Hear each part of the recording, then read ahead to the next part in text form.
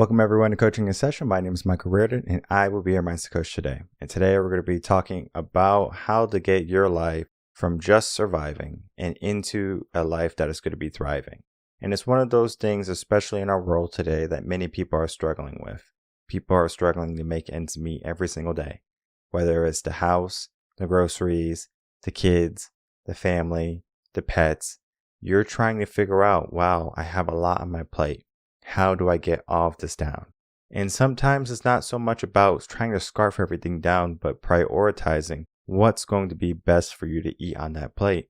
Because we're not going to get into the concept of, well, if you don't like broccoli, don't eat broccoli. Because broccoli might be the best thing for you. For example, going to the gym might be the best thing for you, but you don't like sweating. So we do have to create some clarity there. Because some people are just in the mindset of, I want to do what's comfortable. I want to do what's going to make me feel good. But sometimes in life, we have to do the things that are hard. Sometimes in life, we have to do the things that are going to challenge us. Sometimes we have to stop being mediocre and start being awesome. So today I'm bringing on a guest coach, Derrick Johnson, who's going to be a life and fitness coach. And he's going to be helping us understand how we can start to win at life.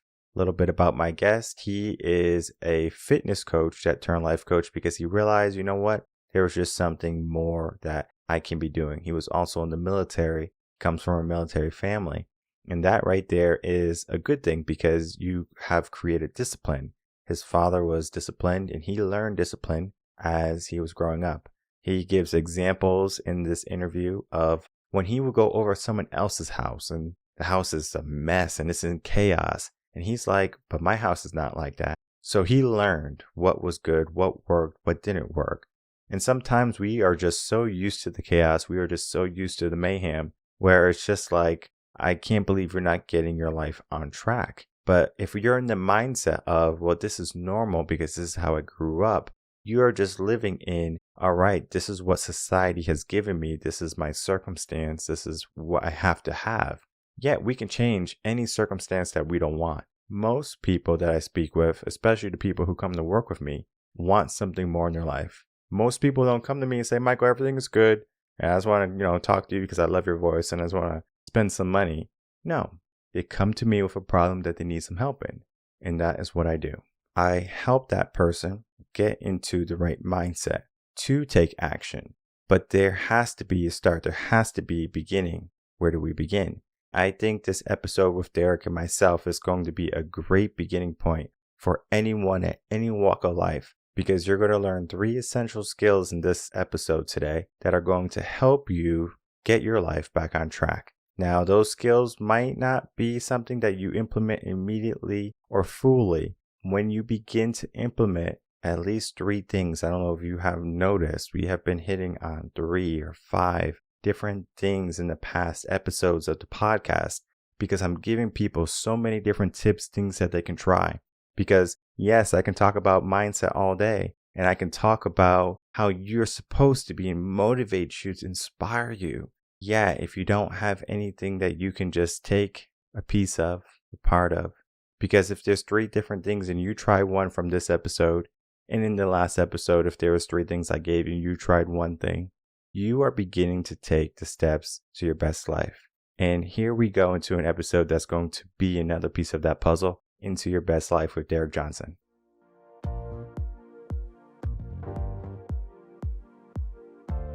Welcome, Derrick Johnson, to Coaching in Session. How are you doing today? Doing great. How are you doing? Doing well. Thanks so much for coming on. Today, we're going to be having you on as a combo guest. It's going to be doing life coaching, but also a focus on fitness coaching. And we're going to get into that story a little bit later. As you know, a life coach can help in so many areas of your life. And then health and fitness is a big part to getting people motivated, giving them the confidence to take more action in their life. So both play a pivotal role into our success and our progress. And that is what you do. You help people become more than who they are. And that is so important. Without me kind of going into your whole biography today, tell the world who you are, what you do, and how you help them. All right. I appreciate you having me. It's a pleasure to be here. So my name is Derrick Johnson. I'm a U.S. Army veteran turned fitness coach and life coach. So I specialize in helping people take control of old patterns that are no longer serving them, help them break those patterns to then thrive so they don't just survive. And whether that's fitness or whether that's personal and career. helping them identify that.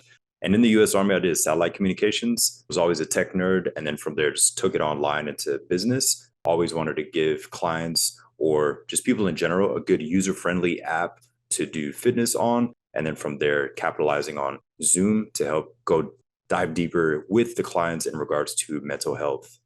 I love the saying or cliche or whatever you want to call it, not just to survive, to thrive. Today, we're going to be really getting into that mindset, that concept, because a lot of people today, they just accept what they get. They allow their circumstances to be their circumstances.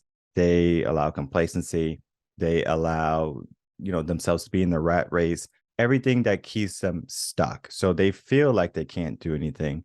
But that's so far from the truth because we do have the power, we do have the potential, but we do have to unlock that. So today we're really going to be diving into that concept to how to help people to not only survive, because a lot of people are just surviving right now. We know the economy. How can you thrive? Let's get into your mindset now, right? How can people begin that process of getting out of that survival mindset, but into the mindset that's going to help them thrive? For sure. That's a great question. I would always look at the first thing is identify what can a person get rid of or replace. We'll start on a fitness and nutrition level. What is somebody consuming their first hour of the morning? Is it strictly caffeine and no water? Is it strictly carbs? Is it strictly processed foods? So first starting with what can I eliminate that's going to help me make more progress? And it could also be people.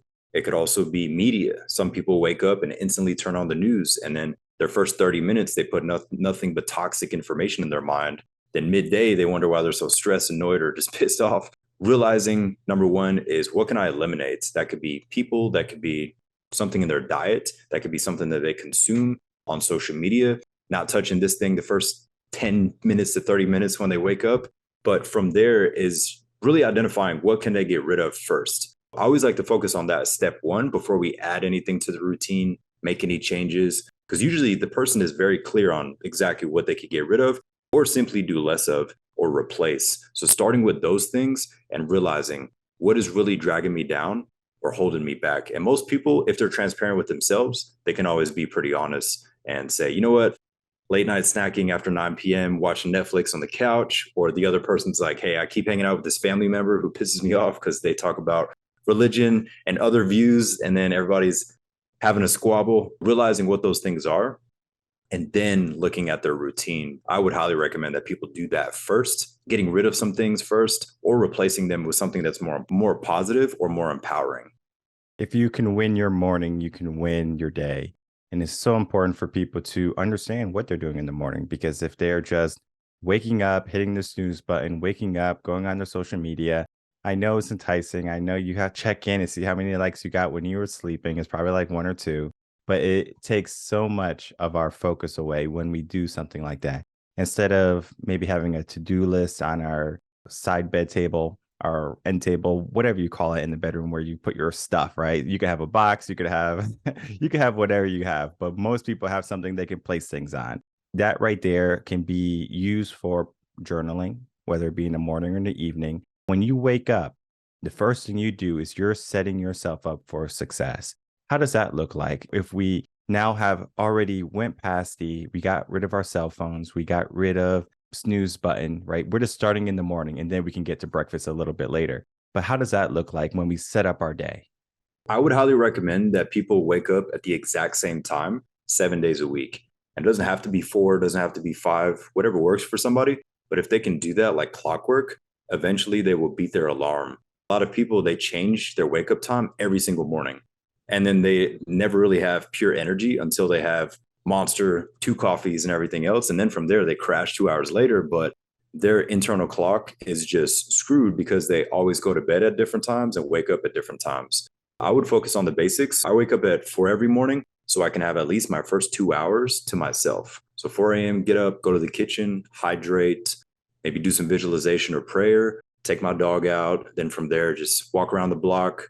And then I get ready for the gym. So if I need some caffeine, I take that. If I don't, then I just head to the gym and then spend about an hour in there, up to an hour and a half. But by the time I come home, I'm clear. So by the time I get texts, emails, calls, clients, people need, family needs me, whoever needs me, I'm like, hey, I'm here for everyone. I'm excited to help everyone. But if I don't have 2 hours in the morning to myself, then I'm just reactive and I'm pissed off. I'm like, why does everybody need me right now? And same scenario, but different reaction. Taking care of the body, taking care of the mind to then just be calm the rest of the day. Because as you mentioned earlier, snooze button, people hit snooze, then they're late, anxiety's high, then they're in traffic. If they work in person, then they're having issues, and then everything stacks up and their day hasn't even started. Then their boss needs them to do something. Then the boyfriend texts them or the girlfriend, then they can't even keep up. And then they get home, they need that alcohol. So then it's a downward spiral of trickles. As you mentioned, controlling that morning, being able to control the day. But yes, I would highly recommend that people, if they even haven't tried this, waking up at the exact same time, even on the weekends, doesn't necessarily mean they have to get up and instantly work out or do something with work. They can still have a free day, but they'll feel way more in control even on a Sunday if they get up at the same time, go for a walk, and then enjoy the day. They realize how much longer their day is because they're not sleeping till 9 or 10 and wasting a lot of their time. And then come Monday, they're dragging ass again. Yeah, it's important. It's a great tip actually for people just to understand. Wake up at the same time. Yes, it's Saturday. You don't sleep in on Saturdays. Yes, we understand you can have a rest day. But if you are waking up every day, Monday through Friday, 7 o'clock to go to work for, 9 o'clock.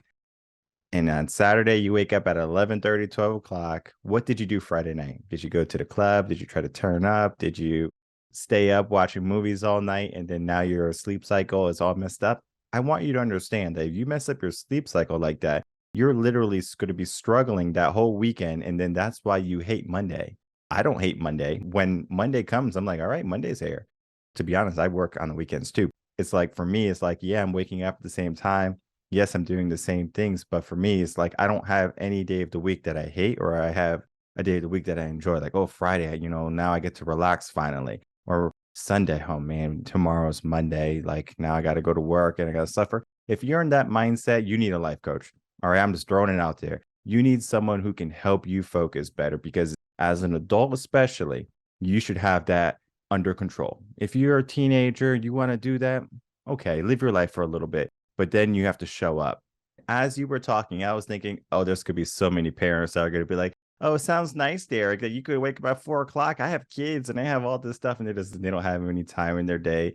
We can get into that aspect a little bit later, but I wanted to look at the aspect of morning eating now, right? So we kind of woke up, we put a little bit of focus in our day, prayer, meditation, maybe it's a little bit of journaling. And then now we're getting ready to either consume something or start our day. Because I know some people can do fasting, intermittent fasting, so they might not eat until the afternoon, something I do. Again, what's your take on it? Because I know you do a lot of fitness too. So you're more than just a life coach helping people with winning in their day and in all areas of their life, but also the fitness aspect. So I wanted to get your take on the best thing someone can do in the morning for themselves.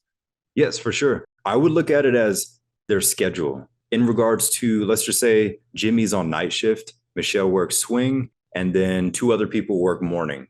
If they all have different shifts and different sleep schedules, then they would have to eat differently. So a lot of people, they hear, I need breakfast, not that it's for everyone. I would first look at their output of their energy. I, for per se, work out within an hour of waking up. Then I come home, shower, write out my log, plan the day, and then I'll eat something light. And then my heaviest meal is usually lunch or dinner. But it just helps me because I have way more energy. If I have a hearty breakfast, Waffle House, anything like that, or pancakes, and I'm going to be tired, I'm going to be craving carbs all day. So, number one, I would have more of a nutritious, full whole foods, strictly whole foods if you're going to have that. If you would like oats, oats are amazing as well, but I would go for minimal amounts of sugar because that's what most people do. They'll have the processed food, they'll have the sugars, whether that's food or whether it's a sugary drink. Then 2 hours later, they're crashing. Then they need more caffeine. Then they're chasing that caffeine. Then the next caffeine makes them more tired. And they're kind of chasing that next dopamine hit or that rush. But if they start their morning with a good quality source of protein and a good carb and just sticking with whole foods. But if they did work out, I would recommend to eat after the workout. They could train fasted. But let's just say that they sit at a desk.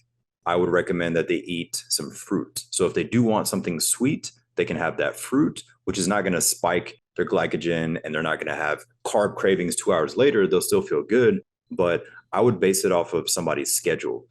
Once they know their schedule and their physical output, then they may need more food. They may need less food. Like I have some clients that are nurses, they're on their feet all day long. So they need constant shakes and smoothies. They can't really sit down and have a full meal.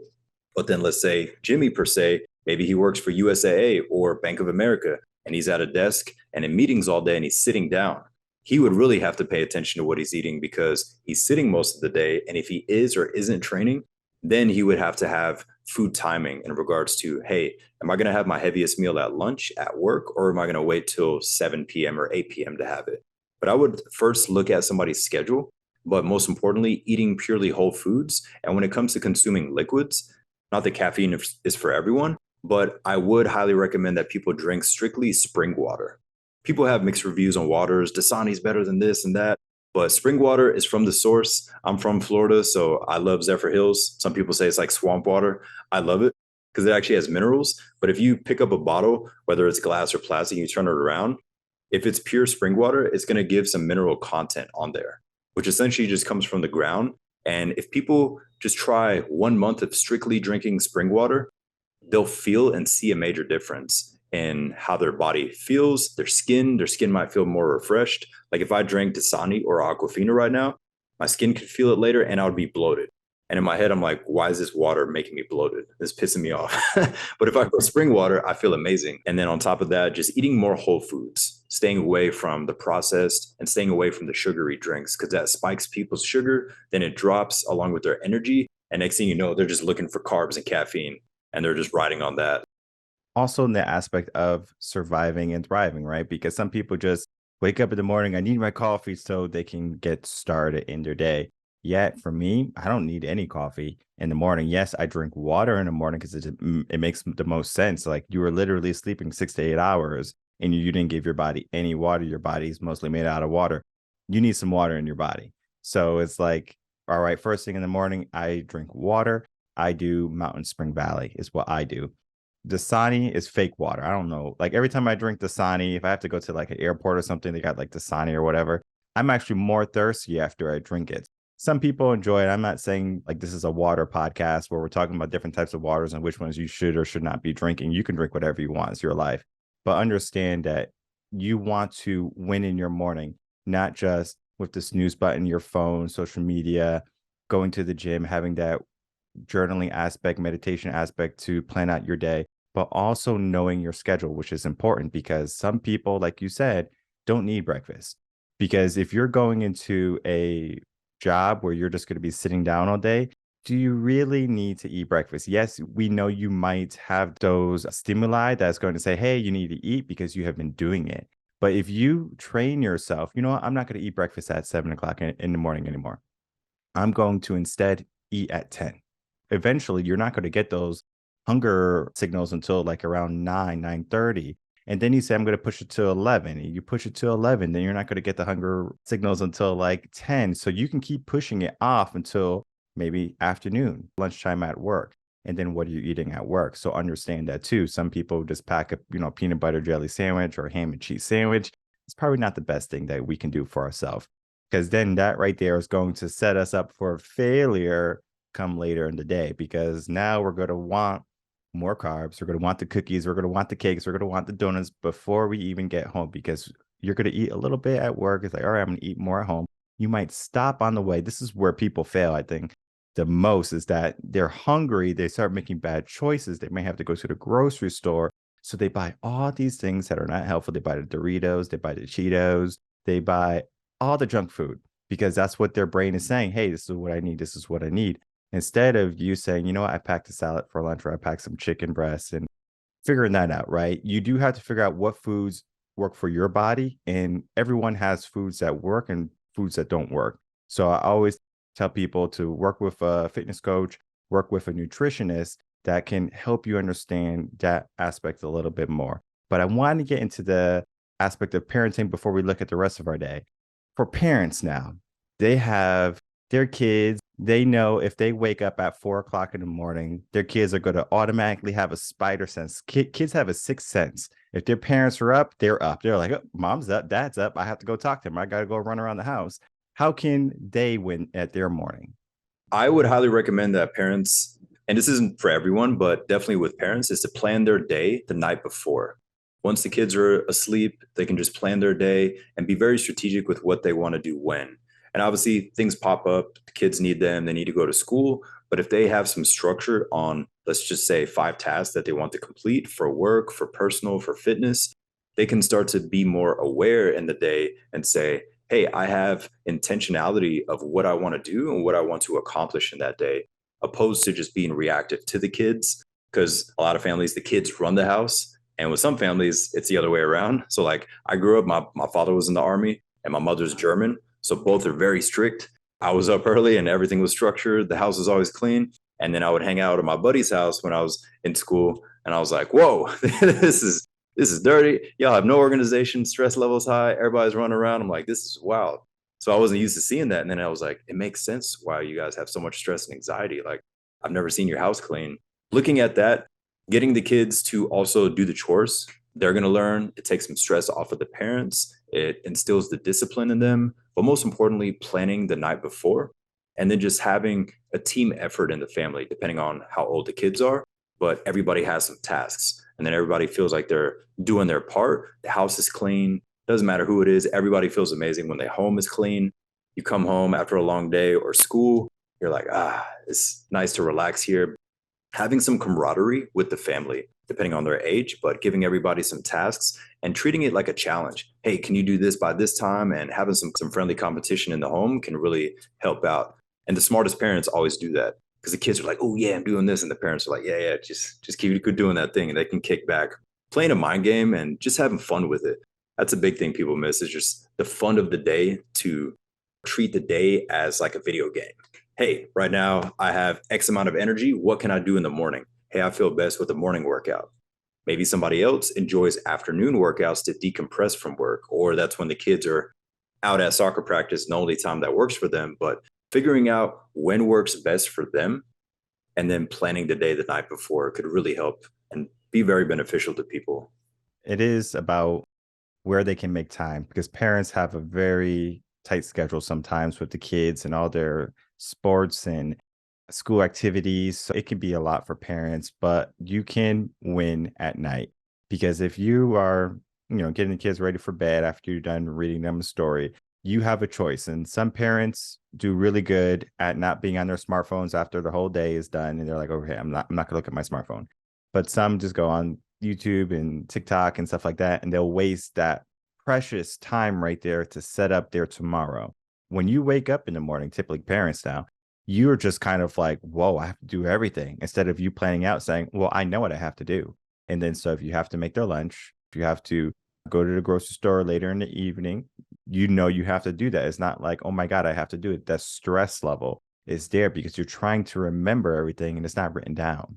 If you just write it down, it's almost like, yes, I understand you still have to do it, but the stress is not as significant because now you're just like, oh my God, I got to do this. I got to do this. Stop, right? We can probably write a list of 50 things we have to do every day, but how many of those 50 things are essential? Maybe 7, 10. So we can add some focus, some clarity in our day. And that is where I think parents have to get a lot more teachings in and experience in and create awareness in because if you're just going to run around, not have a clean house, wonder why you're so stressed out, it is your habits. Now we're just getting into the whole aspect of surviving, not thriving. And if you're just in that constant flurry of chaos in your house, you are just surviving every single day. And what Derrick, teaches people and trains people to do is not to simply survive, but to thrive. It doesn't matter if you're a parent. It doesn't matter if you're single, if you're in high school or college, you have the ability to elevate yourself, to figure out what works for you. Some people, as he said, love to work out in the morning. I'm a morning guy. I love working out the first thing. It just sets me up for success through my whole day. If I have to go to the gym in the evening, which I do, it's not as fun, right? I just like waking up in the morning, hitting the gym, coming home, getting in the office, doing the work that I'm supposed to be doing. Some people, they're like, I'm going to wake up, got to take care of the kids. I don't have time in the morning to go to the gym. Not a problem. you will acclimate, you will adjust. I used to work out in the evenings in college and it was fine. I enjoyed it, but at the same time, my preferred way is the morning. I have a kid now. I can still do the morning. Maybe when he's older, he's in sports and things like that. Maybe I can't do the morning anymore and I have to do in the afternoon or the evening. We learn our schedule, we learn how to acclimate. Wanted to get your feel on helping people now. So now we have this foundation, we have the structure. What is going to be maybe three helpful things that they can start today that they can say, you know what? I listened to the podcast so far up to now. This is all great information, right? We talked about our morning, we talked about foods to eat, talked a little bit about our afternoon. But now if we can just make it very simple for them, right? It could be three, it could be five, it could be seven, whatever you want. We all typically have a go-to amount for if you can master these three things or four things or five things, your life is going to change. What are those things to you? Number one, I would say same wake up time. I know it seems so simple, but here's what also can happen. Somebody might be saying, well, I might pull an all nighter. If you do, it's even easier the next day to wake up at the same time because that person is generally going to fall asleep earlier that night. I pulled an all nighter the other night. And then 2 days later, woke up at 4 and felt amazing because I fell asleep at 7 p.m., which never happens. But nothing changed in regards to my week. Everybody can afford one day because we all do it sometimes just scrolling. We catch ourselves scrolling on TikTok or YouTube, especially the YouTube rabbit hole. How am I 20 minutes or 20 videos deep and it's 3 a.m.? We've all done it to an extent. Number one, waking up at the exact same time. And I challenge somebody to do that for 30 days straight. And they can choose the time. It all depends on their schedule. I prefer early morning because I usually start work at 7 or 8. So I like to have 2 hours to myself. I prime my body, prime my mind, and then everything else seems easy from there. So I'm not reactive, I'm very proactive. So that's number one. Number two, I would create non negotiables. Non negotiables, as in, what will I allow myself to do? And what will I allow myself not to do? So the non negotiable could be for somebody, hey, 5 days a week, I'm going to work out at 10 a.m. when the kids are away, whatever time they choose, but making that time block non negotiable, meaning they're going to have to say no to people that need them, family, friends, coworkers, because somebody that's listening to this might be the people pleaser. They say yes to everybody. And then they're like, I don't have time.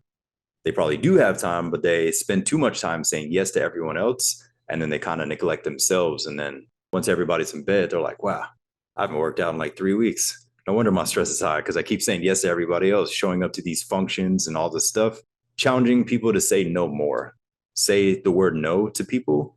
And the hardest part is not explaining yourself. We're not trying to be a prick or act above others or whatever, but your true family and your true friends are going to understand. You can just say, hey, I'm really focused on this, not today. I'll see you guys next time without any further explanation. But if people can wake up at the same time, have some non negotiables about what to do or what not to do. And last but not least, there's this phrase called conscience congruency. So essentially just listening to your conscience. Where is it guiding you? And really sitting still and being present. Because everybody has that gift of the conscience. We've all opened the fridge and the conscience is like, hey, don't grab that cookie right now. It's midnight. Grab the water, grab a fruit, whatever it is. We all have that to an extent. But if you can stack those small wins every single day by the wake up, by the non negotiables, and simply listening to your conscience by just being more present, like laying the phone down for 10 minutes, turning off devices, just really sitting there, being present, and just listening to your voice, whether it's God, whether it's your higher self, your higher conscience, whether it's your ancestors, whatever somebody believes in, but really being present and identifying what is that voice telling me? Maybe I should go this path. Maybe I should make a career change because everybody's in the go, go, go, which is great. Grind mode, hustle, hustle.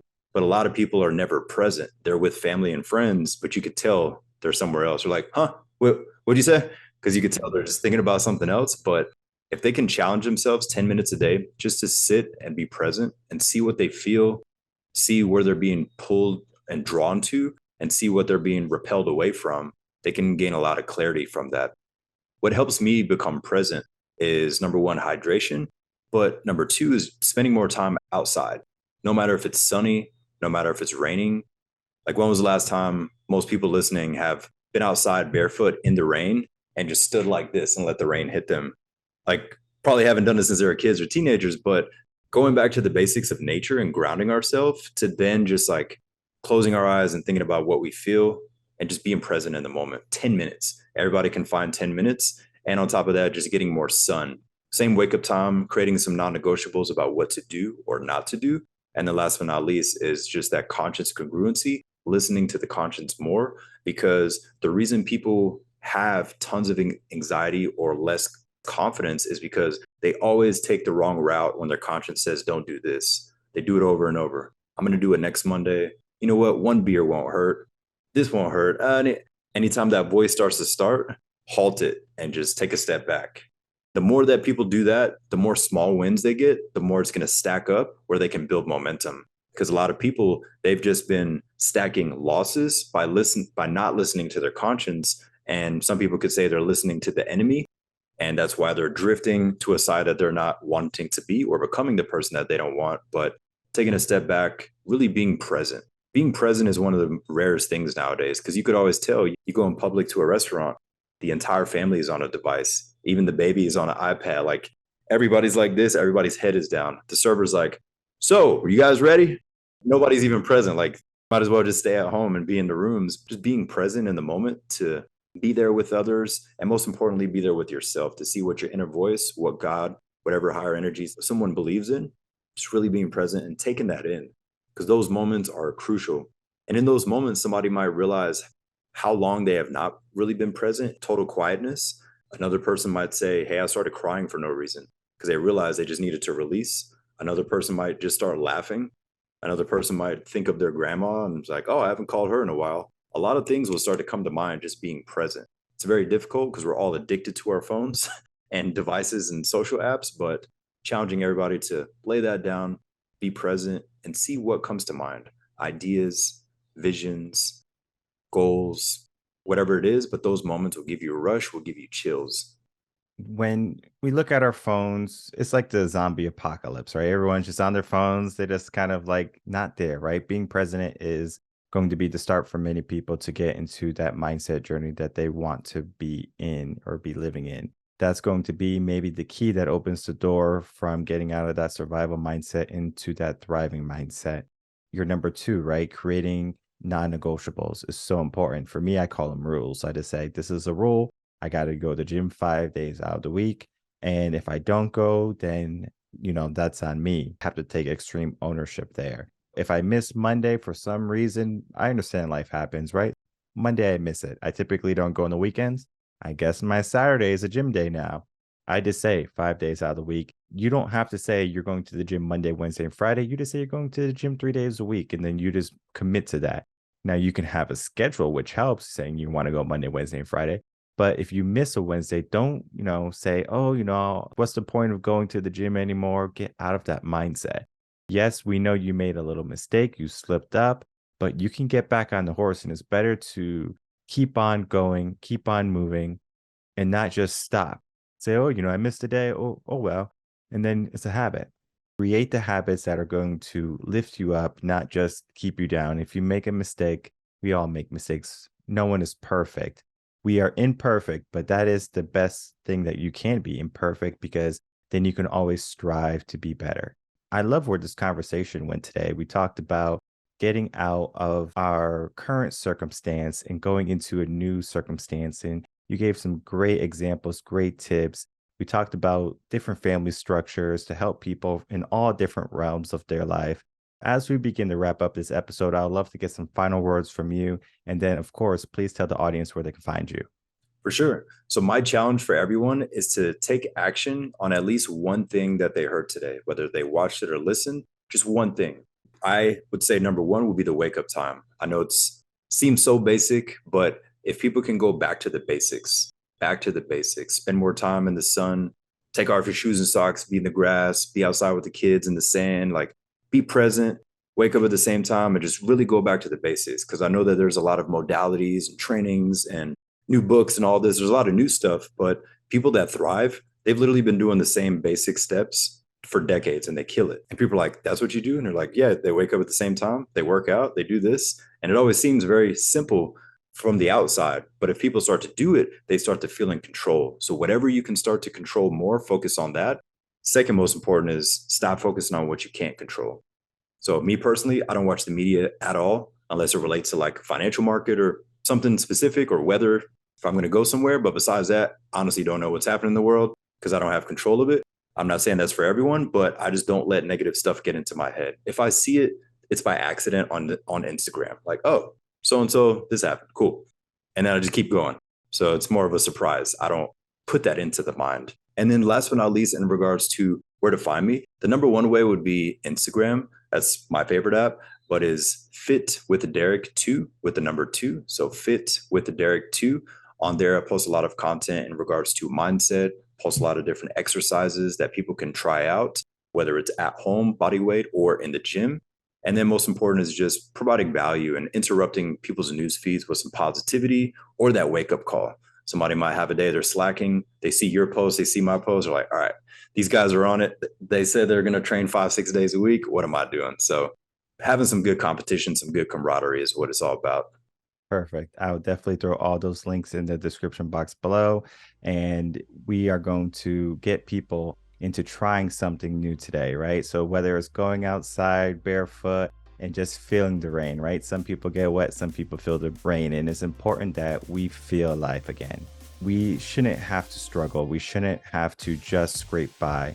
Life is full of abundance, and we have to claim that for ourselves. And I know working with Derrick, he's going to be that guy to help you get into that mindset so you can reach that goal. And it's so important that you reach that goal sooner rather than later. I want to thank you so much, Derrick, for coming on, spending a little bit of time. Appreciate you. Of course. And, keep up the great work. All right, everyone. I'd like to thank you so much for watching that episode with Derrick Johnson and myself. As you can see, those 3 steps are going to be creating that schedule for yourself in your day, just understanding what you're going to be doing, having your non-negotiables. I love to call them my rules. I say this is a rule for me, right? So Monday might be a work day. That's a non-negotiable. Tuesday is going to be a work day, non-negotiable. I'm just giving myself non-negotiables. Now, if I have to do something Monday with a kid's sports game or something like that, I will make time for work and make time for the thing. Now, you do have to understand the third aspect in that is being present. Most people are just not present. And I was listening to a video. It was a video of someone who is a motivational speaker, motivational guy. And he was talking about how he would go to his kids' sports games. I think it was basketball. And he was always on his phone. He was always on his phone doing work. And I mean, I'm culprit of that too. If I'm out, I'm doing work, I'm doing emails, I'm catching up on something. Yes, even though I have people to do a lot of the work for me, there's still things that I do just because I have my own email and stuff like that. So I have to keep up with that. But there's going to come a time when I probably won't do any of that because it just takes me away from being present, and I have to be present. But going back to the story, he was talking about how his phone died one day when he was at the game with his son. And so now he started paying attention now. He started to see that his son kept looking at him, kept looking up at him. It's like, what's dad doing? And so he was able to pay attention to that. Oh, he's watching me. And most kids watch their parents. Whether you want them to or you don't want them to, they will mimic you. They will copy you. In a sense, they want validation. They want attention because they do things for you. They want to show you the A they got. They want to show you the trophy that they earned. They want you to be proud of them, to praise them, to love them. He said, after that day, I saw how he kept looking up to me. And I said, when I'm out with him doing those sports games, I'm not going to be on my phone anymore. He started to see that other parents were on their phones and he wasn't on his phone. So he started looking at their kids and saying, oh, are their kids doing the same thing? And sure enough, their kids were doing the same thing. What's mom doing? What's dad doing? And they keep looking up. And they keep looking at their parents. And their parents don't even make eye contact with them because they're on their smartphone. They're dug in to that smartphone, which, yes, I understand you might be closing on a big deal. You might be doing something like that. But if you have to do something like that, like a phone call or something like that, and you're in the stadium having a sports game, and it's not like tiebreakers or anything, and you have time to maybe step out for about 5, 10, 15 minutes, whatever it is, to do what you have to do, that would be better than to have your kid keep looking at you and they see you, they might be waving at you, and you don't wave back. That right there one day is going to lead them to instinctually or just passively saying, I'm not going to wave to mom and dad anymore at the sports game because they have learned, oh, when I wave, they don't wave back. That's just a little tip on being present. So we can be present in our day. We can win with kids. We can win being single. We can win with pets. We can win with a busy work schedule. Understand your work schedule. Understand when you have pockets in your day. Because if you wake up and the first thing you do when you wake up is you're on the smartphone for 3 hours, what could you have done better in those 3 hours? Yes, I'm sure you could have made a cool video, and I'm sure you might have maybe even did some stocks and maybe made a little bit of money. But we're not talking about money here. We're talking about fulfillment. Because yes, most people are just surviving in life. Money can be an aspect. But even if you had the money, even if you had an abundance of wealth, you would still find yourself struggling every single day to make ends meet, because the level of stress that you would be feeling if you don't get your life under control is going to be immense. So that is where life coaching comes in. And I think health and fitness is also a great way to get your mindset primed to take care of yourself. Because if you think of health and fitness, what does it mean? Oh, I have to take care of my body. I have to exercise. I have to eat better. So we pay attention to what we're putting into our body. And most people are not going to be paying attention to what they're putting in their body. They're just going to kind of go to the grocery store, buy another bag of Doritos, buy a whole cake, a whole sheet cake, whatever they get, whatever they're in the mood for. They wonder why, oh, I don't feel good. Or they wonder why they don't have disposable income is because they're buying junk. They're buying things that are not helpful. And if you didn't want to save money in the grocery store, instead of buying that junk, you can buy even higher quality food. Some people swear on organic food. I say that you can just buy fruits and vegetables, and that's going to be a better deal. Now, I understand that you can get some rice and beans and eat that, and it's extremely cost effective, especially if you're one of Dave Ramsey's students. If you have a bunch of days, he's going to say, you better start eating rice and beans, because he's basically saying that you need to save some money. And we waste time, and time can equate to money. Because if we can start to win in our day, we can start to win in our whole entire life. Days compound into each other. So if you win on Monday, you can win on Tuesday. If you lose on Wednesday, the week is not done. Win on Thursday, win on Friday, and ensure you win on Saturday. Win more than you lose, because losing shouldn't feel good. And every single day people are losing and they're okay with it. They're struggling to survive. And what we talked about today is the key to get into a mindset that's going to lead you to a thriving mentality, a thriving, abundant life. How many people are going to take action today? Do what Eric said. Just take one thing you learned from this episode and apply it and implement it in your life. Can you do that? Will you do that? It doesn't have to be a big step. It can be a small step. It could be a process. And will you commit to it? 30 days, 60 days, 90 days, a year, a lifetime. That's going to be the start to the best you, to the new you. If you need some help, we are here. ReverendConcepts.com.